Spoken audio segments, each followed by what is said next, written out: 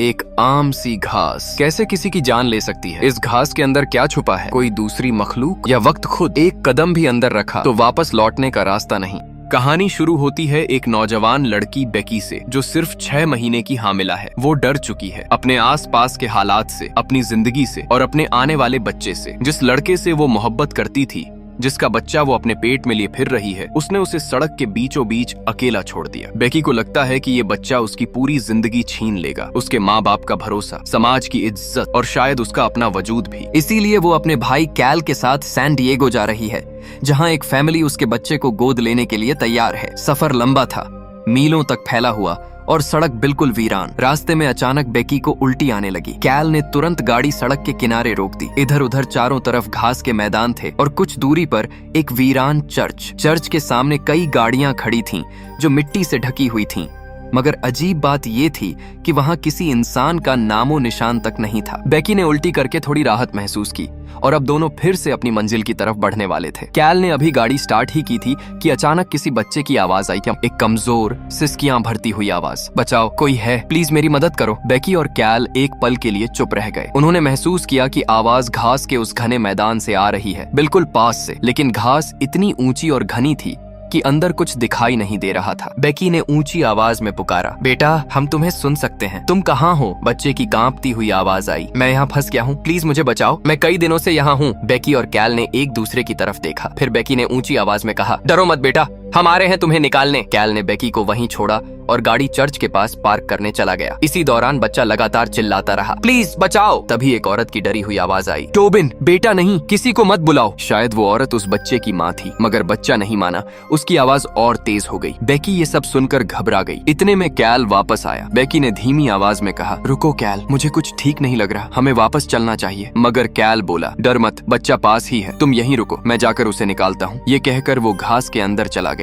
बेकी ने उसे रोका, मगर फिर खुद भी उसके पीछे जाने लगी। रास्ते में उसने मदद के लिए कॉल करने की कोशिश की, मगर फोन पर कोई सिग्नल नहीं था। उधर कैल लगातार पुकार रहा था, टोबिन, बेटा, तुम कहाँ हो, आवाज दो। मगर जितना वो आगे बढ़ता गया, टोबिन की आवाज उतनी दूर होती गई। कैल ने सोचा, शायद बच्चा डर के मारे इधर उधर भाग रहा है। कैल चिल्लाया, बेटा, एक ही जगह रुको, मैं आ रहा हूँ। मगर टोबिन की डरी हुई आवाज आई, मैं तो यही खड़ा हूँ, तुम कहाँ हो, प्लीज मदद करो। ये सुनकर कैल सन्न रह गया। उसे एहसास हुआ कि यहाँ कुछ बहुत गलत हो रहा है। उसने बेकी को आवाज दी और कहा, बस वहीं रुक जाओ, हिलना मत। बेकी वहीं रुक गई और कैल को अपनी आवाज पहुँचाने के लिए गाना गाने लगी। कैल उसकी आवाज की दिशा में बढ़ने लगा। आवाज से लग रहा था कि बेकी बिल्कुल पास है, लेकिन अगले ही पल बेकी की आवाज दूसरी दिशा से आने लगी, बहुत दूर से। कैल परेशान हो गया, बेकी, कुछ अजीब हो रहा है, मुझे समझ नहीं आ रहा तुम कहाँ हो। बेकी ने कहा, परेशान मत हो कैल, हम ऐसा करते हैं, मैं 3 तक गिनती हूँ, फिर हम दोनों एक साथ कूदेंगे, हाथ ऊपर करेंगे, शायद एक दूसरे को देख सकें। बेकी ने गिनती शुरू की, 1 2 3। दोनों ने एक साथ छलांग लगाई और एक पल के लिए एक दूसरे को देख भी लिया। दोनों मुस्कुराए,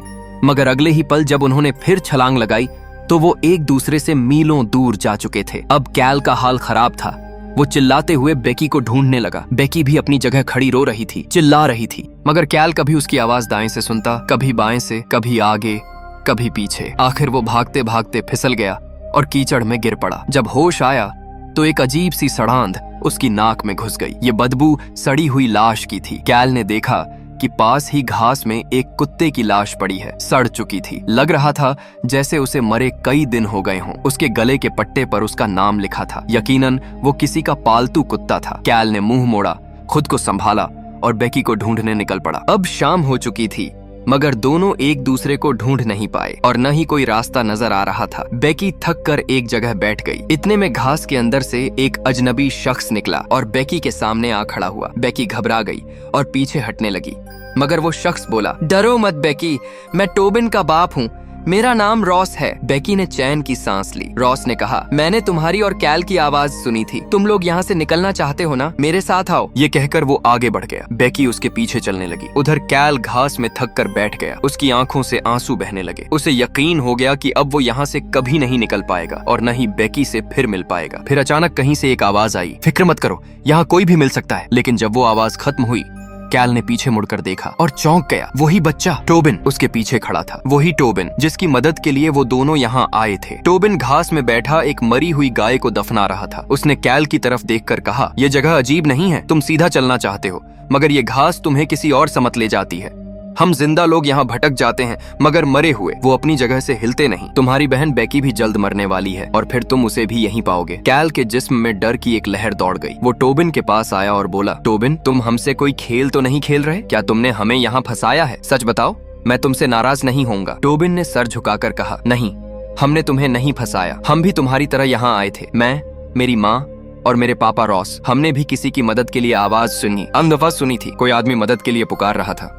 हम अंदर आए और खुद फंस गए। यही इस जगह का कानून है। जो यहाँ फंस जाता है वो दूसरों को भी अंदर खींच लेता है। कैल हैरानी से बोला, तुम्हें ये सब कैसे मालूम और तुम्हें कैसे पता कि बेकी मेरी बहन है? टोबिन ने सर उठाया। उसकी आंखों में एक रहस्यमयी सुकून था। वो बोला, ये घास ने बताया है। ये घास सब जानती है। क्या तुम भी इन घासों को समझना चाहते हो? मेरे पीछे आओ। ये कहकर टोबिन दौड़ने लगा। कैल उसके पीछे पीछे दौड़ पड़ा। फिर टोबिन एक जगह जाकर रुक गया। कैल ने देखा उसके सामने एक काला पत्थर था, अजीब सी शक्ल का, जमीन में गड़ा हुआ, जैसे सदियों से वहीं जमा हो। टोबिन उसके करीब गया और उस पत्थर को छुआ। अचानक उसके जिस्म में एक ठंडी लहर दौड़ गई। वो मुस्कुराकर बोला, यही वो पत्थर है जो इस जगह का मालिक है। ये घासों को कंट्रोल करता है। अगर तुमने इसे छू लिया तो ये तुम्हें घास की जबान समझा देगा, और जब तुम घास को समझ गए तो यहाँ से निकल जाओगे। कैल हैरान खड़ा था। उसकी नजरें उस पत्थर पर जमी थीं, जहाँ कुछ अजीब और गरीब कदीमी तस्वीरें उभर रही थीं। अचानक उसके कानों में सरगोशियां गूंजने लगीं। ऐसा लगा जैसे वो पत्थर जिंदा हो और उसे अपनी तरफ बुला रहा हो। कैल बेइख्तियार उसकी तरफ बढ़ने लगा। दूसरी तरफ बेकी अब भी रॉस के साथ चल रही थी। अचानक उसकी नजर जमीन पर पड़ी एक मेडिकल किट पर गई जो खून से लथपथ थी। बेकी साखित रह गई। अगले ही लम्हे रॉस उसकी आंखों के सामने से गायब हो गया। बेकी डर गई। रॉस, रॉस कहाँ हो? वो चीखने लगी। तभी झाड़ियों के पीछे से एक औरत निकली और उसे देखकर बेकी की चीख निकल गई। इधर कैल उस पत्थर के जादू में डूबा हुआ था। वो बस उसे हाथ लगाने ही वाला था कि अचानक दूर से बेकी की दर्द भरी चीख सुनाई दी। कैल चौंक गया। सब कुछ छोड़कर वो उस आवाज की तरफ दौड़ पड़ा। वो चीखता हुआ बेकी को पुकार रहा था, मगर धीरे धीरे कैल और बेकी की चीखें खामोशी में बदल गईं। सिर्फ हवा की साई साई बाकी रह गईं और उनकी सांसें उन झाड़ियों के अंदर कहीं गुम हो गईं। 2 महीने बाद एक आदमी उसी वीरान हाईवे पर बेकी और कैल को ढूंढने आया। उसका नाम था ट्रेविस और वो कोई और नहीं, बेकी का बॉयफ्रेंड था, उसके होने वाले बच्चे का बाप। हाईवे पर चलते चलते ट्रेविस ने देखा चर्च के पास बेकी और कैल की गाड़ी खड़ी है। उसने गाड़ी रोकी। बेकी कहकर पुकारा। फिर चर्च के अंदर झांका, मगर वहां किसी इंसान का साया तक नहीं था। इतने में उसने सड़क के किनारे घास के पास एक किताब पड़ी देखी। ट्रेविस ने वो किताब उठाई। उस पर साफ साफ बेकी का नाम लिखा था। अब बेकी की गाड़ी और फिर ये किताब, दोनों एक ही दिशा की तरफ इशारा कर रहे थे। ट्रेविस के जहन में ख्याल आया, क्या बेकी उस घनी घास के अंदर चली गई थी? ये सोचकर उसने बिना रुके घास के अंदर कदम रख दिया। उसे अंदाजा था कि ये घास बहुत घनी है और यहाँ भटक जाना आसान है, इसीलिए वो चलते चलते घास को मोड़ता जा रहा था ताकि पीछे निशान रहे। मगर उसने ये नहीं देखा कि जिस घास को वो मोड़ता जा रहा था वो धीरे धीरे खुद ही सीधी हो रही थी, जैसे उसमें जिंदगी हो। ट्रेविस सूरज को देखते हुए एक ही दिशा में बढ़ता जा रहा था और बार बार पुकार रहा था, बेकी कहाँ हो तुम? फिर कुछ ऐसा हुआ कि उसके होश उड़ गए। पलक झपकते ही सूरज दूसरी दिशा में चला गया, जैसे जमीन पलट गई हो। ट्रेविस ने सर झटका, सोचा शायद उसे वहम हुआ है। वो आगे बढ़ता गया। दिन ढल गया, मगर बेकी न मिली। आखिर वो थक कर एक जगह बैठ गया। हालांकि ट्रेविस ने जिम्मेदारी के डर से बेकी को सड़क के बीचों बीच छोड़ दिया था, मगर उससे दूर जाकर उसे एहसास हुआ कि उसने सिर्फ बेकी नहीं, अपनी पूरी जिंदगी खो दी है। ट्रेविस बेकी से बेपनाह मोहब्बत करता था और यही मोहब्बत उसे एक बार फिर उस घनी खौफनाक घास के अंदर ले आई थी। ये उस खौफनाक घास की कहानी का पहला हिस्सा था। अगला हिस्सा बहुत जल्द आपके सामने होगा। उम्मीद है आपको ये कहानी पसंद आई होगी। अगला हिस्सा देखने के लिए वीडियो को लाइक करें और सब्सक्राइब करना न भूलें।